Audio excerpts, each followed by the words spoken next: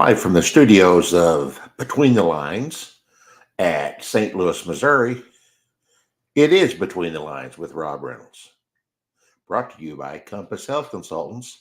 We have a plan for you. Give us a call today. And now, Between the Lines. Good afternoon. How you all doing? This is Rob. And you know what I was thinking? Today is the first day of baseball season. March Madness is well underway. And I just thought maybe it's a great time to talk about a lot of the interviews that we're going to hear. Interviews from managers, coaches, players, presidents of baseball operations, all those kind of things. And, a lot of times we hear different comments made and we don't understand what they mean. So, but between the lines, we've always wanted to keep you, the listener, informed in what's going on and maybe the real meaning of what some of these are. So let me go over a few. It covers all sports. It's not necessarily one. And no particular coach or president of baseball operations or anything like that, general manager. But it's things that you really need to have a firm understanding of. A lot of times when they're talking on an interview, they'll say, well, this team has good chemistry. Well, what's that mean? Good chemistry. Don't we all have? I didn't take chemistry. I don't know about you, but I think I got it. I mean, I don't. Good chemistry. What's that mean? I never have been able to, couldn't figure that out. And then sometimes you'll hear them say, well, you know what? This team's special. Well, what does it mean they're special? What's that mean? They're a special team? That means you're superstitious and you don't want to think that they may go deep into the playoffs because it's like talking about a no-hitter on the bench, or they're just they're so special you'll just be excited about if they get off the bus and don't hurt them. So what's that mean? And then sometimes you'll hear basketball coaches say, well, we just couldn't get any shots to fall. Well, what that really means is we couldn't hit a bull in the butt with a handful of sand, or we couldn't fall in the ocean. That's what that means, is no matter where you shoot it from, we can't make a basket. And that's a problem. Now, of course, you get the good, the player that's got good baseball IQ. Now, what's that mean? Does that mean he knows which hand to put his glove on, or he knows where his glove is, or he forgot to bring his jersey? I saw that happen in a Cardinal game one time. They all had a big line up there of a jersey, and one player had on the wrong jersey. Kind of funny if you think about it. And then, you'll always hear this every year. In fact, you'll hear it today, sometime on the broadcast with the Bally Sports Midwest. You'll hear, well, this team really likes each other. Well, that's cool. Isn't that nice? Bless their heart. Well, they don't have to. The Yankees hated each other. Still won and won and won. So that's nice if they like each other, but it doesn't have to happen. And then the old standard, we're going to make some adjustments at halftime. What that means is I'm going to yell and scream and bust every blood vessel I got in my eye, and they ain't going to pay any attention to half of it anyway. But when we come back out, we'll play the same. We'll play different, and I'll tell you how it goes after the game. That's really what that means. And then you get the old thing of next man up. Well, that could be anything. That could be who do you want? Do you want the one that's not up next? Somebody that's been sleeping on the bench, or the next man up?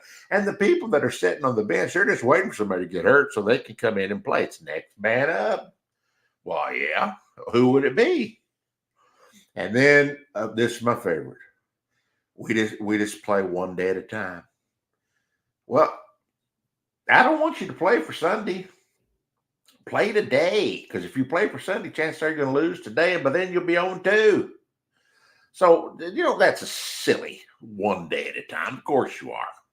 Although a lot of times it's okay to look ahead and say we're playing a team today that they just dropped off from the YMCA, but we're playing a team Monday that might be a conference leader. So let's play let's just get ready to play. But you don't have to say one day at a time. That's kind of weird. And then whenever you really don't feel real confident about what's going on or what's going to happen, you might say, "Well, just compete and see." Well, that means if you get the absolute bejesus clubbed out of you, well, then you can say, "Well, I guess we just didn't compete." Well, is compete the same as play? A lot of times you play and you still get the crap beat out of you. And you know what? That's just the way sports are. And here's another one goes with it. It's us against everyone. Well, yeah, everyone that's not from your town, or everyone that's not on your team, or everyone that likes another team. Guess what? They're against you. And so it goes with looking at a tournament saying, "Well, we just got a bad draw." That probably means we're going to play somebody that's going to that will be lucky to score. I mean, kind of what that means. Or we've had some key injuries. That means that out of our top 5 players, 4 of them have basically been to the doctor today, and they all have a cast on. That's what you have, key injuries. And then, of course, if you've really had a bad year, there's no way to put it. It's just a year you wish you could forget. You'll say, "Well, your team is really scuffled." Well, what's that mean is you can't wait till the off season because you won 1 out of 36 games, and it's not big. And that wasn't pretty. So along with that, when you're scuffling, you'll say, "Well, you know what? I'll tell you what, this team's better than our record." Well, that's good because your record's 0-15, and that's not very good. And then you wouldn't want to face us in the postseason. Oh, yes, we would. We'll take you any day of the week. And then here's another one of my favorites. Well, we left it all on the floor. We'll go back and get it. You might need it for the next game. I mean, if you left it out there, left it on the field, left it on the floor, left it on the court, go back and get it. You might need it for the next game. And then, I'm so glad it's halftime because it gives us time to talk about it.